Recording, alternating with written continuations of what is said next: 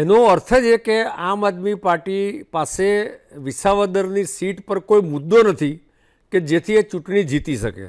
Number 1, કેશુબાપાના આશીર્વાદનો આશરો લેવો પડે છે, એ એમની ચૂંટણી જીતવા માટેની નબળાઈ છે. નંબર 2. નંબર 3, કેશુબાપા ભારતીય જનતા પાર્ટીના પાયોનિયર છે અને કેશુબાપાનું પરિવારથી માંડીને બધા જ લોકો ભારતીય જનતા પાર્ટી સાથે છે. તો એમને આ સહારો લેવો પડે છે. એ જ સાબિત કરે છે કે એમની પાસે કોઈ ચોક્કસ રણનીતિ નથી.